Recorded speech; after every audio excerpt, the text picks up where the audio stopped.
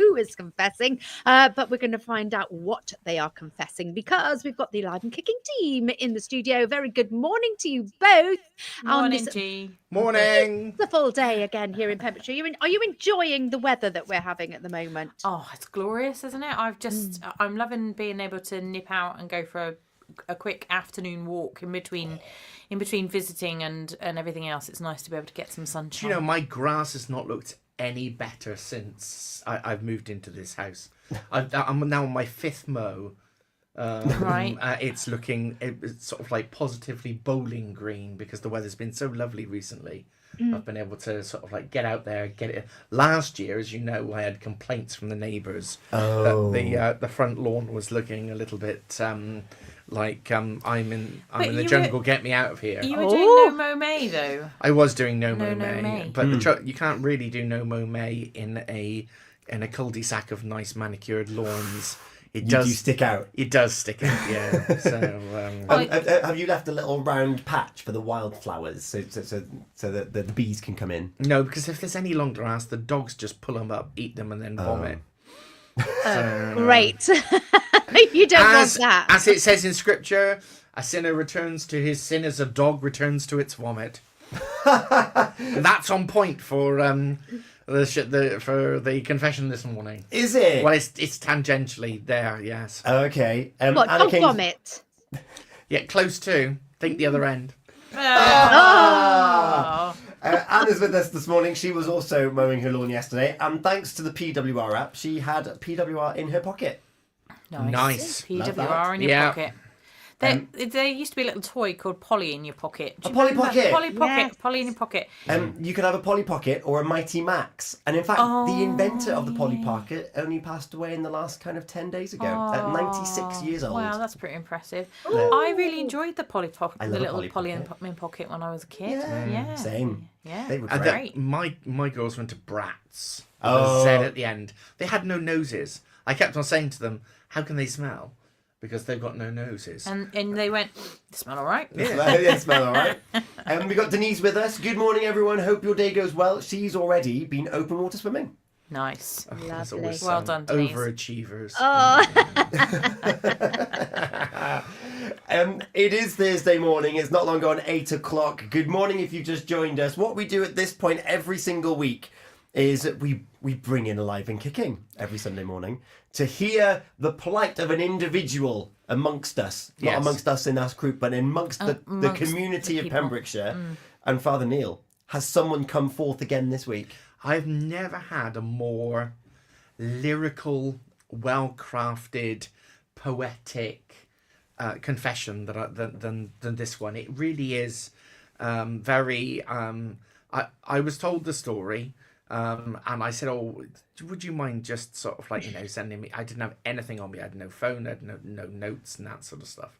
And what was emailed to me was just... This person had obviously spent about an hour crafting it. Now, I have had to anonymise certain things. But yes, I am very much looking forward to this. Oh, we haven't had like a lyrical effort for a long time. I'm excited for this. So this has been sent. This is not just one in passing. This has been sent to you. Someone's gone through the extra effort of this. Okay. Mick Delaney is also with us. Are we ready? We are ready. Let's have a little dance, shall we? Okay. These are my confessions. These are my confessions. These are my confessions. Father Neil, the floor is yours. Okay.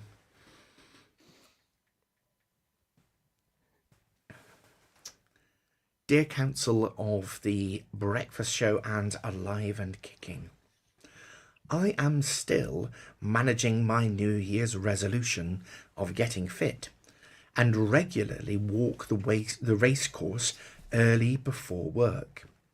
Picture it, the old race course in Haverfordwest this week, a crisp spring morning, sun low in the sky, birds singing, and there, power walking with more determination than a nun at bingo, not my words, was a fit older lady wrapped in a bright purple windbreaker and armed with a tiny Yorkshire Terrier, who I shall call Mr. Buttons. That was me. I did the insert. I'm going to call him Mr. Buttons. Okay. Because actually, the dog was named, and we don't want the dog to be named. No. We don't want the identity. Now, Mr. Buttons, resumed this person, despite weighing less than a tin of pilchards, seemed to have the digestive system of a Labrador on curry night.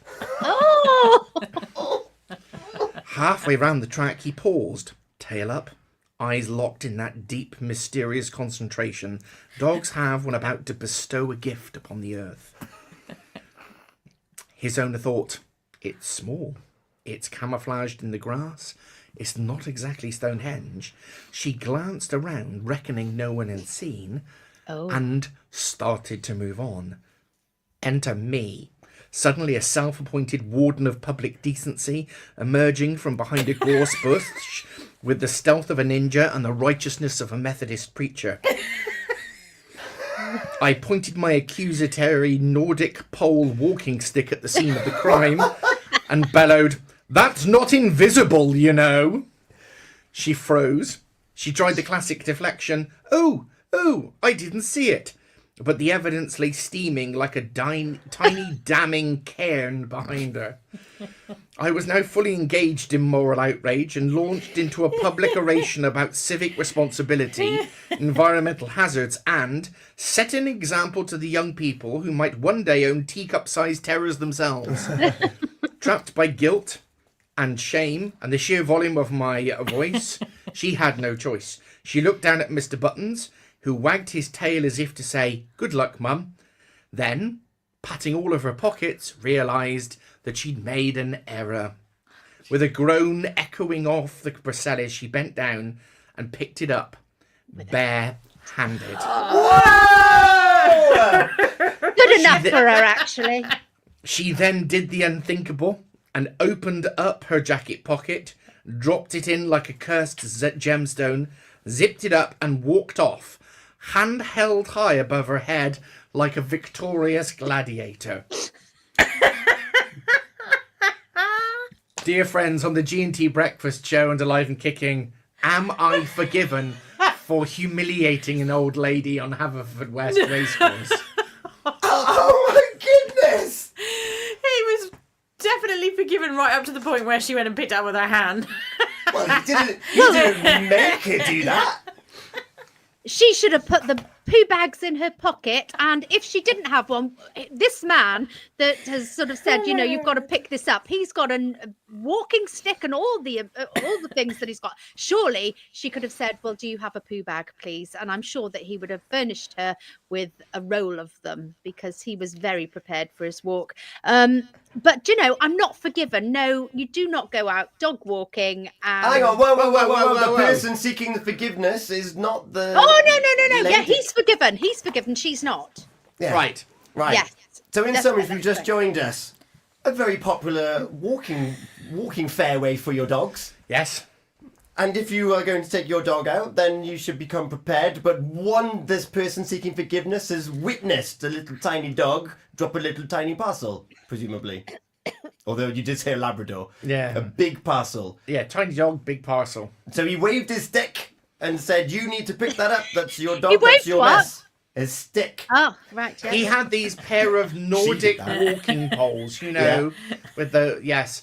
I can imagine from the, you know, to give an alternative perspective, this, I say little old lady, she was apparently in her early 70s and could power walk like a nun at bingo. So, you know, she was not exactly on a Zimmer frame, but this gentleman, this stranger that she doesn't know, appears from behind the hedge and starts shouting at her while waving a pair of Nordic poles. Pick that up. Yeah, it must have been quite sort of like intimidating. Do we have a... Yeah, I guess I'd never thought of it from the intimidating kind of perspective. Do we have an age for this lady, roughly? Yeah, we say 70s. 70s. Early 70s. It depends on the 70-year-old then, doesn't it? Like, my mum's in her 70s, and she'd have punched him on the nose and told him to do the other go thing. away. Yeah. Would she have done some dog training on him and said, "You see that? You see that? Naughty one, naughty man." Gina, you've given your thoughts. You're giving your thoughts over here because, of course, if she was a responsible dog owner, it wouldn't have needed a man to jump out of a hedge with a pole. because everyone would have witnessed this. Oh, look, my tiny little dog, Mr. Buttons, has left a parcel. I shall retrieve this parcel and put it in one of the many bins that we find around the race course. But she didn't do that. Maybe she was being environmentally friendly. I mean, maybe she was thinking to herself, I don't want to use a poo bag to pick up this tiny little poop because it means using up plastic that we can't afford to use. She should have brought a tissue with her then in She a sh- pocket. I always you know? carry a tissue in my pocket, especially when you're going out on a walk. I have to say, I mean, I've got 2 dogs myself, and every single coat that I own seems to have 3 or 4 poo bags Yes. Same. in them. Yeah. Just same just here. just randomly every single thing. But not only that, we've got a bag which we keep hung on the end of the stairs, that's got the dog's leads in it and a roll of poo bags. So you know if you're going to take the dogs out, because we don't walk our dogs off the leads because they're quite exuberant, that you just hang the bag over your shoulder, Yeah. and it's got everything that you need there. I mean, I don't take my dogs out very often because I've got Newfoundlands who get about 50 yards down the road and then they go, I'm not walking anymore. So they just don't want to go. And then I've got Dachshunds who will walk, but they're a bit, long and thin and their bellies scrape on the ground. It's a bit tricky for them. But we do take them out for walks. But I'd imagine that a Newfoundland it's deposit it's a that's big. probably the same size as the Dachshund. That's what I've got in But my we head. seem to have trained our dogs not to poop when they're out. They only ever poop when they're in the garden. I thought you were going to say inside the house then. So- I was like, what? So we've got a doggy dooley. You have got a doggy dooley. We've got a doggy dooley. It's basically a cesspit for dog poop. Oh, you did say? Yeah, Yeah. yeah, Like you've thought that one through. we have. Denise, I think, is siding with the lady. right. I would have said, oh, sorry, he's done 3 already and I've not got a bag left. Have you got one? Or tissues, if not possible. So she would have whipped the excuse onto someone else. Which, I've been on that walk and there was 2 people out walking their dog. Someone stayed with the marker and the other person went asking everybody else, do you have any spare bags, please? Do you have any spare bags? And they went above and beyond to try and pick that up. Yeah. And as I've got a dog that loves rolling in it, I'm very grateful that it was no longer there on the floor. Yep. So I think that that's one of the occasions where you can say, Mind you, excuse me. having said that, we take our dogs onto the lower part of the race course, and they're on the long zip leads. Yeah. And the younger one in particular seems to find every bit of fox poo that he can, even when he's on the lead. And before you know it, there's just, oh, I'm going to stop and sniff this, and oh, it's a flower. And then they roll. 10 foot on, oh, I'm going to stop and sniff this, it's another flower. Then suddenly he's just inverted himself. And you think, the best time ever. "No." So out comes the tomato ketchup when he gets home. Tomato ketchup all over his body. And Ooh. Tomato ketchup. tomato ketchup, gets rid of all of the nasty nifs and everything. And then then the shampoo and the water. So and he doesn't go. I don't spoil him. See, the girls will take him up to the shower and do that. I Did you just just put a Use the condiment garden all over him? hose. yeah, garden hose in the back garden. Yeah, he's in the shivering half his size at the end, and I'm well, mate. You're the one that rolled in fox poo. Yeah. Well, so if you're tuning in and you're thinking, is it all right to point someone out if they've knowingly not picked up a little parcel? Gina, you've already set your stall out. Yeah, I think it's unforgiven if you leave dog poo. No, that's him, the one seeking forgiveness. Yeah, he's Yeah. forgiven because he did the right thing. If somebody's left dog poo and you call them out, that's right. There you go, Yeah. Reverend Sophie. I'm kind of on the fence with this one. What? Pray tell. Well, I'm on the fence because I think we need to be a little bit careful about calling people out. Firstly, none of us is perfect. They're literally breaking the law. They are breaking the law. But if we're going to call someone out, okay, on this particular issue, or on any issue for that matter, particularly considering this was an elderly lady and could have been vulnerable, what we should have done was, would you like me to help you with that? Would you like a poo bag? We should have given her options. Okay. And I think There's a big dock leaf over there. there should have been you know, there could have been options there, but she was. I think she was panicked actually, by Okay. the way that she reacted. Who does that? Who picks up dog poop with their hand if they're not panicked? Puts it in the pocket. And puts it in their pocket. That's an old woman panicked by a man who's just come out of a bush With a stick. with a stick. So I think we need to be a little bit careful Okay. about how we go about telling. You know, there's a bit in the Bible about telling the truth in love, and yes, of course, we need to tell someone the truth, and we need to make sure that they are doing the right thing. But we also need to do that with love and kindness. And Okay. I'm not perfect at that myself, so Yeah. I'm not judging, but I'm just saying I think we need to be a little bit careful. I agree with you. What I forgive the principle Yep. of what's absolutely. being carried out. Yeah. We don't know the methods, we weren't there. But we don't want to cause fright, we don't want to cause distress, we don't want to cause a little minor assault on our friends and neighbours. Yeah. We're here to support each other and love each other. Yeah. But I do forgive in principle of what was done because we don't want them getting a fine. No, we don't want them. We've helped them out. Father Neil. Well, I initially started the show going in with Gina very quickly, you know, black and white. But like lots of good preachers, Reverend Sophie has brought up some very good points. And now I find myself the same as you. The principle of pointing out something, because let's face it, it is a bit of a scourge. You do walk on pavements and stuff in the town, and it's everywhere. So pointing that out is a good thing to do. The way that it was done perhaps might have been moderated into more of a supportive version, as opposed to, what did they say? Jumping out of the bush like a ninja with all the moral ferocity of a Methodist lay preacher or something like that. Feeling slightly concerned for my Methodist brothers and sisters right now. Yeah. So, yes, forgiven, but with the instruction that henceforth, please consider the way that you deliver such news. And provide a solution to the issue at hand. Yes, Absolutely. absolutely. But I think in principle, though, in principle, Yes, forgiven. Forgiven.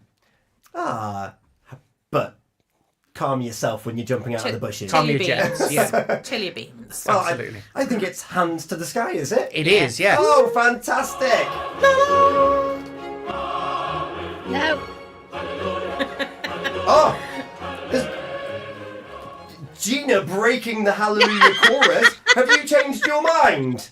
No, because I'm not going with the hallelujah, am I? Yes, you are, You dear. are. You're forgiving him. Oh yes, I am forgiving him. Oh, there we are. Right, G.